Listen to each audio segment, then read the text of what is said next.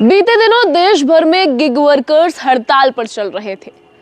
Gig workers यानी कि वो राइडर्स जो कि इंस्टा, स्विगी और जोमेटो जैसी कंपनी के लिए राइडर्स का काम करते हैं और जो सामान होता है, खाना होता है, वो हम लोगों तक, घरों तक पहुंचाते हैं। ये लोग 31 दिसंबर को और नए साल के समय पर हड़ताल पर थे। संख्या भी आपको बता देती हूँ, अगर आप सोच रहे हैं कि ये कोई छोटी मोटी संख्या है तो ये संख्या 1.27 करोड़ थी। जी हाँ, इतने सारे गिग वर्कर्स हड़ताल पर थे। उनकी मांग की अगर बात करें तो इनकी मांगे केंद्र सरकार से ये थी कि इनको सामाजिक सुरक्षा दी जाए, न्यूनतम वेतन कम से कम इनको दिया जाए, क्योंकि इनका वेतन जो होता है वो स्थायी नहीं होता है। यानी कि आप कितने ऑर्डर्स दिन में करते हैं उसके आधार पर आपको वेतन दिया जाता है। साथ ही जो बीमा होता है, सामाजिक सुरक्षा होता है, वो भी इनकी मुख्य मांगे थी। लगातार ये आंदोलन चल रहा था, बड़े बड़े यूट्यूबर्स ने इस आंदोलन का सपोर्ट किया था और अब केंद्र सरकार ने इनके लिए नए नियमों का ड्राफ्ट जारी कर दिया है। इनके लिए खुश खबर है। केंद्र सरकार ने इस ड्राफ्ट में जो है वो कहा है कि अगर किसी भी गिग वर्कर को, ये जो कार्यकर्ता है, इन्हें इन योजनाओं का लाभ लेना है, सामाजिक सुरक्षा योजनाओं का अगर इनको लाभ पाना है तो इन्हें पिछले वित्तीय वर्ष में कम से कम 90 दिन काम करना होगा। और ये 90 दिन का जो कार्यकाल है, जो काम है, वो किसी एक ही एग्रीगेटर्स का होना चाहिए। अब एग्रीगेटर से मेरा मतलब है कि जोमेटो, ब्लिंकिट और ऐसी जो इंस्टामार्ट जैसी कंपनियां होती है, कम से कम एक कंपनी के लिए 90 दिन का काम होना ज़रूरी है।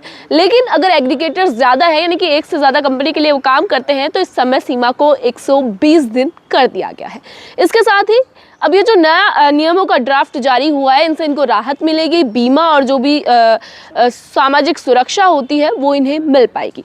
इस खबर की अगर बात करें तो लगातार ये जो हड़ताल है इनके द्वारा देखी जा रही थी, इनकी मांगी थी, और साथ ही इनकी जो मुख्य मांग थी वो ये भी थी कि ये जो 10 से 20 मिनट की जो डिलीवरी आजकल जो प्लेटफॉर्म्स ऑफर करते हैं कि 10 मिनट में आपका खाना, आपका सामान आपके घर पहुंच जाएगा, इसको लेकर भी ये विरोध कर रहे थे। और इन गिग वर्कर्स का कहना था कि इस डिलीवरी टाइमलाइन को बढ़ाया जाए, क्योंकि इस तरह से ये जो वर्कर्स हैं इन पे ज़्यादा प्रेशर पड़ता है कि ये गाड़ी ज़्यादा तेज़ चलाएं, जिसके चलते एक्सीडेंट्स हो सकते हैं और इनको काफ़ी जो है असुरक्षा और असुविधा देखने को मिलती है।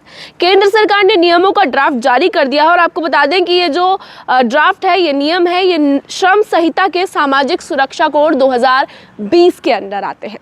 तो अब राहत इनको मिलेगी अगर ये 120 दिन का, एक बार मैं फिर रिपीट कर देती हूँ, अगर एक एग्रीगेटर के लिए काम कर रहे हैं, एक प्लेटफॉर्म के लिए काम कर रहे हैं, तो 90 दिन, एक साल में इनका कार्यकाल होना चाहिए। और अगर एग्रीगेटर बढ़ जाते हैं, यानी कि एक से ज़्यादा प्लेटफॉर्म के लिए काम करें, तो ये जो समय सीमा है, ये दिनों की सीमा है, ये 120 होगी। साथ ही नए नियमों के आने से वर्कर्स को न्यूनतम मजदूरी मिलेगी, यानी कि जो मिनिमम वेजेस निर्धारित की जाती है वो इनको मिल सकेगी। साथ ही इनको स्वास्थ्य लाभ मिलेगा और व्यावसायिक और सामाजिक सुरक्षा जैसे अहम अधिकार भी केंद्र सरकार इनको दिलाने में मदद करेगी।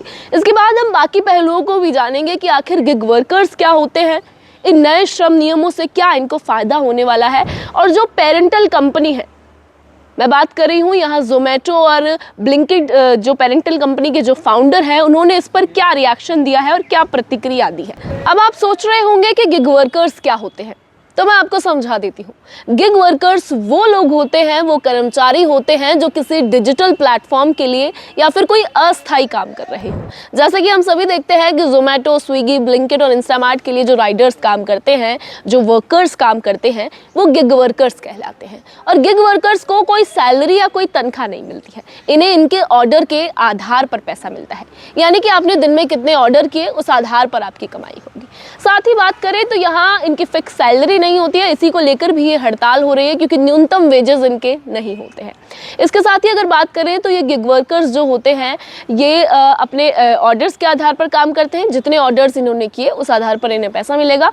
साथ ही अगर किसी एग्रीगेटर के साथ, मैं एक बार फिर बता देती हूँ, एग्रीगेटर से मेरा मतलब है कोई कंपनी जैसे कि जोमेटो, स्विगी या फिर जेप्टो जैसी कंपनीज होती है, इनके साथ इन्होंने जितने ऑर्डर किए वो उनके एक दिन की कमाई भी गिना जाएगा। चाहे उन्होंने वो कमाई कितनी भी की हो, कितनी कम वो कमाई हो, लेकिन एक दिन की वेजेस में वो गिना जाएगा। अब अगर बात करें तो इनकी तनख्वाह अक्सर कितनी होती है, तो इस पर भी बात कर लेते हैं। हालांकि तनख्वाह इन्हें नहीं मिलती है, इन्हें जो इनके वेजेस होते हैं वो ऑर्डर के आधार पर होते हैं।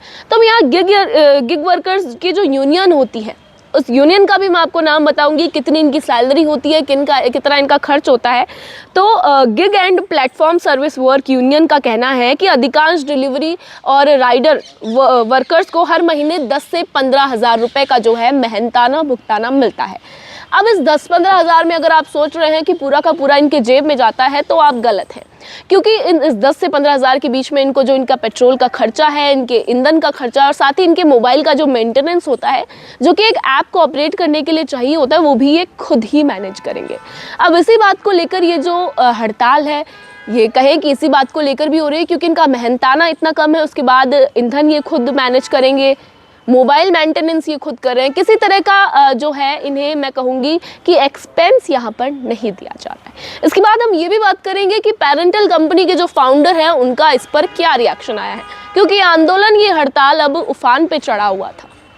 अब आप सोच रहे होंगे कि गिग वर्कर्स के इस हड़ताल का, उनकी इन मांगों का, इनके जो फाउंडर कंपनीज है उनके फाउंडर्स का क्या रिएक्शन आया, उन्होंने क्या बात कही। तो हम आपको बता देते हैं कि जोमेटो और ब्लिंकिट की जो कंपनी के पेरेंटल जो कंपनी है, इनके जो फाउंडर है दीपेंद्र गोयल, उन्होंने एक ट्वीट किया और ट्वीट के जरिए जानकारी दी और अपना पक्ष रखा। दीपेंद्र गोयल यहाँ कहते हैं कि ब्लिंकिट पर जब कोई ऑर्डर प्लेस होता है तो एक ऑर्डर को पैक होने में 2.5 मिनट का समय लगता है।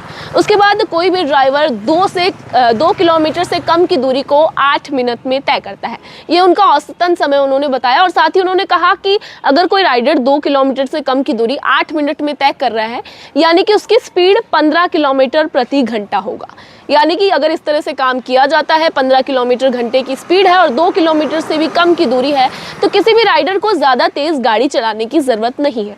और कंपनी भी उनको प्रेशराइज नहीं करती है कि आप 10 मिनट में एक ऑर्डर कर रहे हैं तो आप इस तरह से बहुत ज़्यादा आपको गाड़ी तेज़ चलाने की ज़रूरत है। और गिग वर्कर्स की यही मांग थी कि 10 से 20 मिनट वाली जो डिलीवरीज है उनको बंद किया जाए, ताकि इन लोगों पर ज़्यादा प्रेशर क्रिएट ना हो और ज़्यादा तेज़ गाड़ी चलाने के चक्कर में कहीं इनका जो है सुरक्षा पर बात ना आए और एक्सीडेंट जैसी घटनाएं इनके साथ ना हो। अब जोमेटो के और ब्लिंकिट के जो फाउंडर हैं उन्होंने अपना पक्ष रख दिया है। केंद्र सरकार ने नए नियमों का ड्राफ्ट भी जारी कर दिया है और हड़ताल तो हम सभी ने देखी, मांगे हम सभी ने देखी कि कहाँ ये जो हड़ताल थी ये वेतन को लेकर थी, सामाजिक सुरक्षा को लेकर थी और साथ ही ये जो योजनाएं थी, बीमा जैसी, पेंशन जैसी योजनाएं हैं, इनको लेकर इन गिग वर्कर्स की मांग थी। केंद्र सरकार ने अपनी गाइडलाइन जारी कर दी, अपने नियम जारी कर दी और ये जो पेरेंटल कंपनी के फाउंडर हैं दीपेंद्र गोयल, इन्होंने भी अपनी बात कह दी है।